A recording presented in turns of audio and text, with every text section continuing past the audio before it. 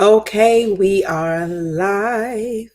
So I am going to check to make sure that hold up now. I'm gonna check to make sure that you can hear it. Okay, I can hear it.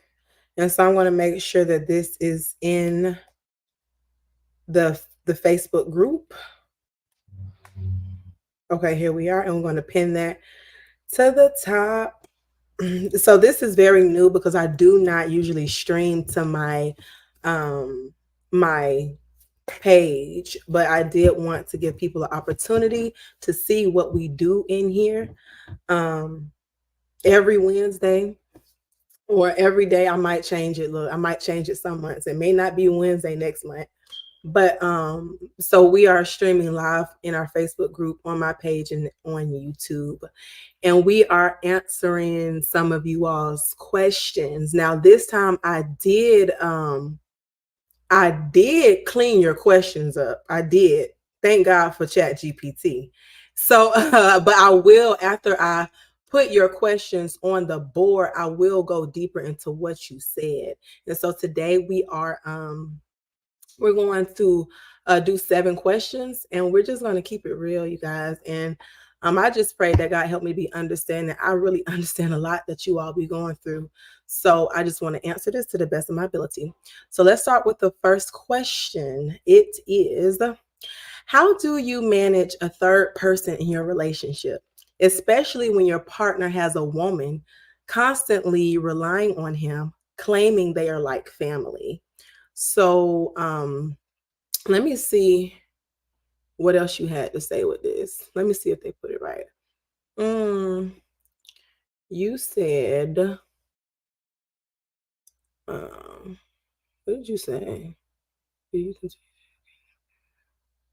you said, uh, I don't know what else you said with that.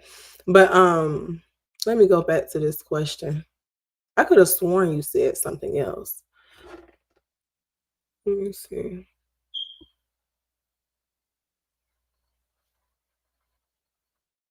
Oh, you said, okay. How do you manage a third person in your relationship? My partner has this woman that is constantly calling my partner for things. She is married, claiming they are like family. She uses him. That's what you said. She uses him. Look, third parties are extremely difficult.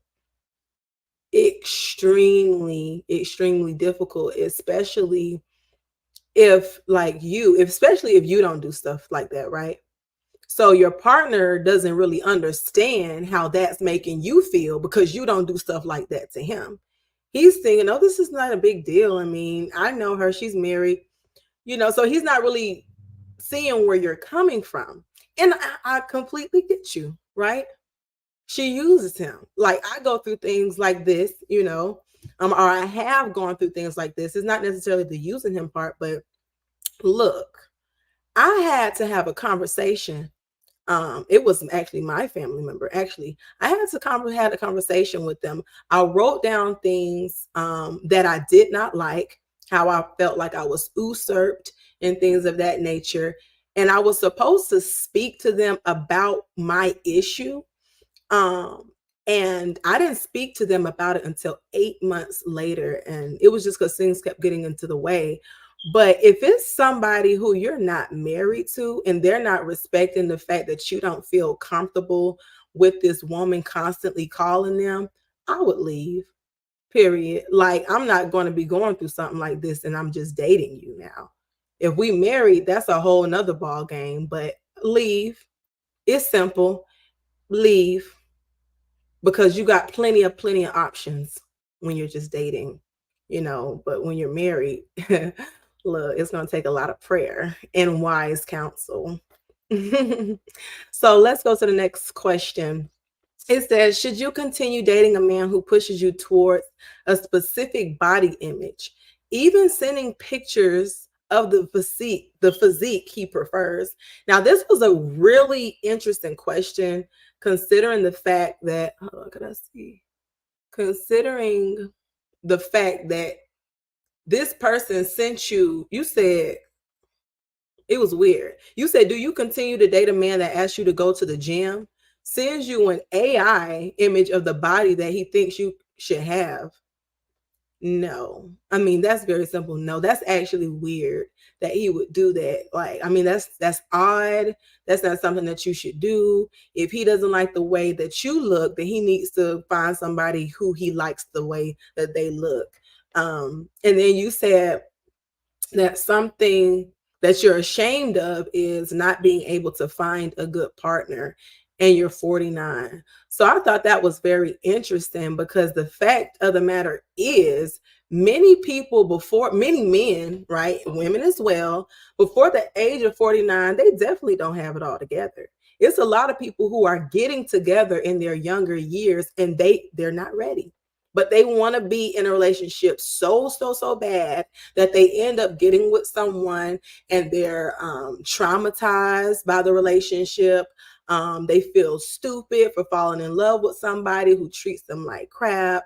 I didn't even I didn't even show the next one. No, I did show the next one. I'm sorry. But that's what you said you were ashamed of.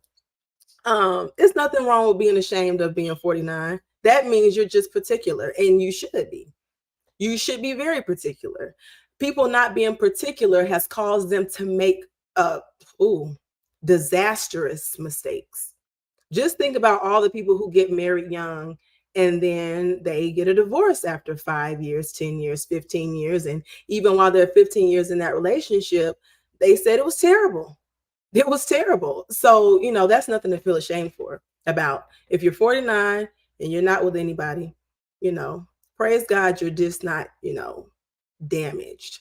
But so this person who is pushing you towards a specific body image, you're not really in a serious relationship with him. You're just checking him out. Drop it. Move on to somebody who appreciates the way that you look and appreciates you for who you are. The next one is, why is preferring not to date often viewed as negatively? Why is preferring not to date often viewed negatively? Let's see. Now, there was something that you said now, and that's why I can't just answer this based on that question. You said, why is the fact that you don't like to date a bad thing? It's not a bad thing that you don't like to date, but your reason for not wanting to date is not really that great. So, okay, so in the next part, you said that you are ashamed that you don't want a boyfriend, but you want to have a lot of sexual intercourse. And then you said, so do you sleep around, or do you find a guy and use him? I didn't know if this was a serious question or not, but it's a real question, right? Because people use people for what they want all the time. And so the fact that you don't like to date is considered a bad thing, because you just want to have sex. You just want to have sex with no strings attached. And you don't want to be in a committed relationship. So as far as you, it's not a good thing, because of the reason why you're avoiding commitment. You just want to sleep around. And so you said, do you sleep around, or do you find a guy and use him? Neither. You got to work on yourself, because the options that you gave me are not good. I mean, I'm thankful that you were honest. I mean, people do this all the time, but it's bad because of what you want to do. No commitment, and you just want to have sex. I mean, that's not a good thing. And so neither, don't sleep around, don't find a guy and use him. Work on yourself. That's what I would say. Work on yourself. The next question is, why does my husband treat me differently compared to his daughter and his ex-wives, with whom he maintains financial ties and defends regardless of the situation? This is, let me go full circle of what you actually said. You said, why does my husband treat me like I'm a maid and sex person? He treats his daughter like his wife and tells her everything and never shares anything with me. Why does he still have a separate bank account with his second ex-wife? Why does he never say one bad word against his first wife and constantly defends her if anyone says anything about her, and never takes up for me when people say bad things about me? Why is he ashamed of me and won't tell or post that we're married or any pics of me? But his ex-wives are posted constantly. What is it? Accuse, threaten, rage at me. He's accusing you, threatening you, and I guess is raging mad at you, but he is so nice and helpful with everyone else. Like, when I read this question, I really felt for you, because that's awful. I mean, that is just completely awful. Why he does that, I can't tell you why he does that, but that's awful. He doesn't value you. He doesn't respect you. You know, I don't know. I don't even know why he chose to be with you. I'm sure you didn't force him. And I'm sorry that you feel that way. But I have no idea, other than the wickedness in his own heart, that he would do such a thing. Um, mm, I understand you completely. When I say completely, I mean 100%. But one thing I must say is, don't try to compete. There is no competition. And one thing I'm going to tell you, if he doesn't validate you, if he doesn't make you feel like you're important, if he makes sure his daughters and his ex-wives, that they are more important than you are, you got to let him know that you don't validate me. You don't validate me, right? If he don't treat you good, you got to just understand that God loves you. God treats you good. God validates you. God, you're the apple of God's eyes. You're always on God's mind. Even if you're not on his mind, God respects you. He really does. And so when you start to stop competing, stop competing, and understand that he don't validate you, but allow God to validate you, and let him know that. Let him know that, because he wants you to feel only validated by him, and that's not true, right? So, like I said, no competition, and let him know where your validation comes from, and then stand on that. Don't keep on, look, stand on that. But I definitely understand that's a difficult one to be in. Is there anything you wanted to add with this? Let me see. Mm. You are ashamed of being married to somebody who does not love you. Yes, I understand the shame, but at this point, it is what it is. Unless you're going to um, dissolve that relationship, it is what it is. And don't let no shame or no guilt hold you back, right? You've done what you've done. You married who you married. If you want to move forward with him, figure out how you can work it out. If you don't want to move forward with him, you know what to do. So the next question is, cohabitating with an ex is tough, especially as the sole financial provider.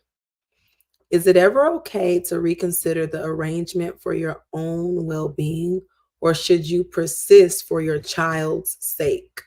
Mm, Look, cohabitating with an ex is tough. Absolutely. Um, mm, Let me see exactly what you said. You said, I knew that co-parenting and cohabitating with my ex was going to be a challenge, but it is getting way out of hand. I am the only one working and contributing to the household. I have built up a lot of resentment because I feel taken advantage of. I feel trapped and guilty because my son needs us both. Would it ever be okay for me to throw in the towel with the co-parenting part, or is it best if I suck it up for my son's sake? So this situation that you're in is, look, you're not alone in it.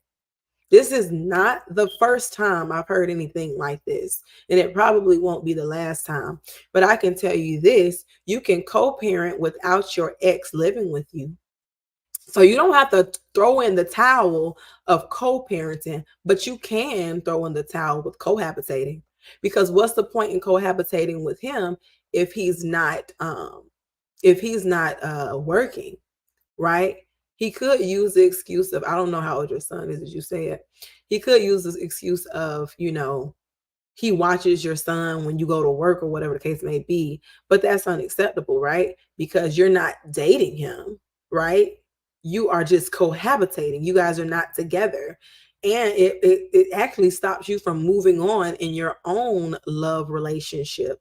So, no, do not suck it up. You guys are not married. Don't suck it up for the sake of your son, because if you are miserable in front of your son, that is going to teach your son that mommy is never okay, and that men make their wives, not their wives, but and he gonna think y'all married. Look, that's another thing, that it's okay for daddy to not contribute to the household. And so no, don't take it up for the sake of your son. You're not even married to him, like at all. You're not married to him. It's nothing that you owe your ex. But your son, he can still, enjoy a relationship with his father without living in your house. Now, what that looks like, that's a whole nother conversation. But as far as now, the answer is don't suck that up. Move on with your life, and your ex needs to move on with his and get a job and move in his own apartment. And you said that you are ashamed that you keep allowing your ex to manipulate and take advantage of you. I can definitely understand that you're ashamed of that, because you keep doing it. He's manipulating you, and you're probably ashamed because you need to stop. Now, I can understand if it was something out of your control. Hey, nothing to be ashamed of. But that's something that's within your control. Decide today that you're going to stop allowing him to manipulate you. Decide that today. And then seek help. You always need support. So there are plenty of women going through the same thing that you go through. So I definitely will say seek support groups. The next question is, how can you improve your ability to see conflicts from both yours and your partner's perspectives to better resolve disagreements? Oh, such a good question. I mean, let me see exactly what you said. That's such a good question.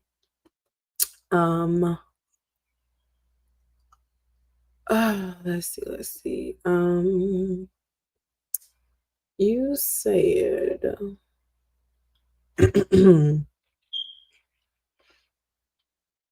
how can I learn to better change my perspective to be able to see situations from both my own and partner's point of view?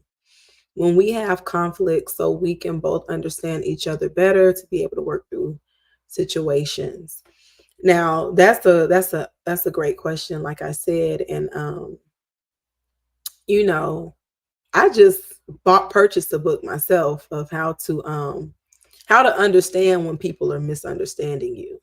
That's what it was called. But sometimes I think people try to misunderstand you on purpose, or they really understand what you're saying, but they don't want to admit it. And so that is the ability, that is the not the ability, but that is the frustration.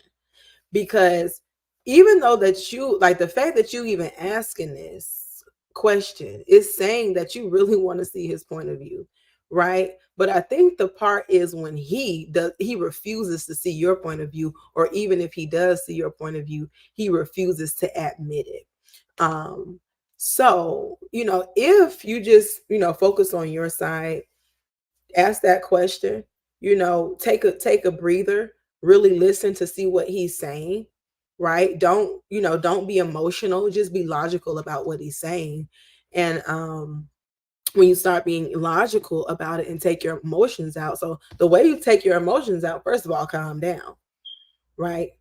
Calm down and walk away and replay the scenario in your head, right? And then look at that scenario from a logical point of view, right? and not necessarily an emotional point of view, but you need to do that while you're away from him. And then once you have looked at it from a logical point of view while you're away from him, then you guys, actually both of y'all need to do that. Then y'all come back together. But the thing is, many times when it comes with disagreements and arguments, one person wants to resolve it, but the other person wants to stay mad. Or one person wants to resolve it and the other person, the only resolution is you agree with what they're saying. So, that's the only thing I can say about that at this point in time. But what else did you add to this? Let's see. You said, see, I wanted to know what this was. Your issues. Okay. You're ashamed with your issues around emotional regulations. So you don't think that you have self-control when it comes to your emotions. Look, you're not the first one. Self-control has to be practiced. Remember when I said, look, I had to practice self-control today, and I think I failed at one point.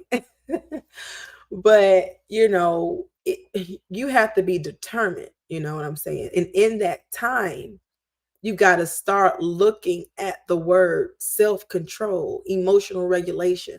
Look at that word and stop looking at your feelings. That's easier said than done. I'm looking like this because I understand you 100%. And so I just pray that God help me to grow in self-control more. Don't let me fail. Don't let me, fall into this trap. Help me to hold my composure. Anything that's trying to rob your peace, you need to look at that as an enemy, not necessarily that person, but that situation. And why do these negative situations always come up to try to rob your peace? Right? Peace is good. I guess something wants you to be angry. So just look at it as, you're not about to rob my peace. Take a deep breath and come back to it later. I'm going to tell you this because this is where I fall short sometimes, wanting to talk about the issue right then and there. If it's a conflict, many times the best time to talk about it is not at that current moment. It's not. And many times you want to go ahead and talk and speak your mind and say whatever you got to say. But if you do that, and I'm smiling because me, myself, am working on that. If you do that, you might end up saying some stuff that you don't mean. He might end up saying some stuff that, he doesn't mean. So like I said, take a breather, be patient, be patient. Don't even try to explain yourself at that point, right? Especially if you know that it always or most likely is going to lead to a disagreement. And so the last question is, should you end a relationship if you feel lost about your life's direction while your partner is goal-oriented and progressing? So let's see exactly. Hold up. Okay. Let's see exactly what you said. Because you said a little bit more than that.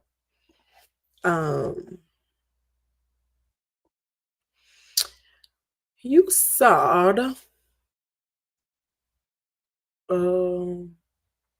should I end my relationship because I cannot figure my life out and he knows what he wants and is working towards it? Should I set him free? Okay. My question to you is, does he mind that you don't have it all worked out yet? Does he mind that you don't know what you want to do yet, or that you haven't found out your life purpose or your calling or whatever it is? If he doesn't mind that you're still working it out, then don't worry about it. As far as you setting him free, does he feel like he's bound? Right? So if he does mind, if he's the one who's bringing this up to you, and he's irritated that you don't have it all together, it's simple. Set him free, right? Leave him alone. Let him go about his business. And so you said you are ashamed of your inability to find a job. Is it your inability to find a job, or is it the inability for you to find a job that you want? Right? Because I don't want to stop. McDonald's is hiring, right? McDonald's is hiring, Wendy's is hiring, Publix is hiring. So is it the fact that you don't want to work at certain places, or that you literally cannot find a job? And sometimes, we feel ashamed because we're settling for less.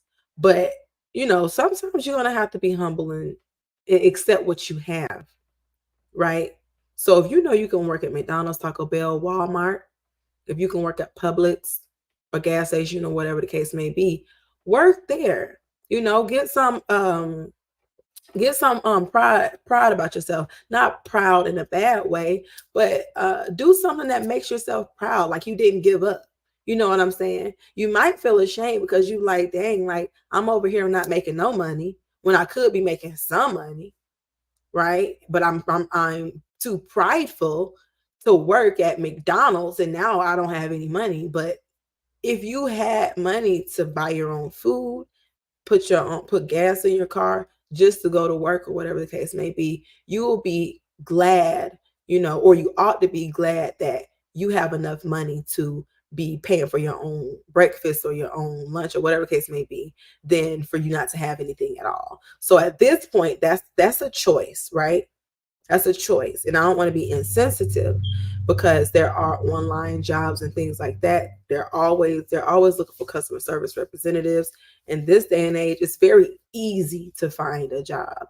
So if the job is what making you feel ashamed, that's probably because you could be working, but you're refusing to work because it's not up to your standards. So don't feel ashamed. Go get a job, work that job until you find something better. Anyway, I thank you all for sharing your questions with me. I used to do 5, but y'all's question, it was a lot. It was a lot. It was a lot. It was a lot. And I thank you all so much for watching with me. I thank you for my Facebook friends for watching. If you got a chance to tune in, if you are a woman and you have not yet joined our Relationship Advice for Women's group, if you look on the description, you will see the link so that you can join, give advice, ask your questions. You can do it anonymously. If you don't want to join, you can definitely, just join the YouTube, because I won't always be posting on my regular Facebook page, because I just don't want to do that. So if you do want to be notified, just and without joining, just subscribe to my YouTube and you'll be notified every time we come live. Thank you so much. And remember to have your, if you want to have, what am I trying to say?